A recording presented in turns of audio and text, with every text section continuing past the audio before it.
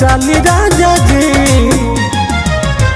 भले बेच दी कनवा के बहाली राजा जी जाके आजुए दुनाली राजा जी भले बेच दी कनवा के बहाली राजा जी जाके आजुए दुनाली राजा जी ना जल्दी लेके आई।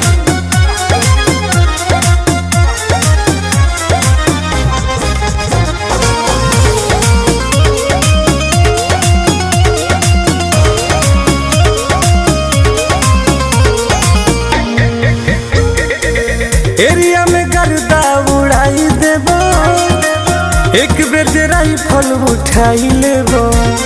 ए राजा सुनो हाँ हाँ एरिया में गर्दा उड़ाई देबो एक बार जे राइफल उठाई लेबो चर्चा में आ जाइबो।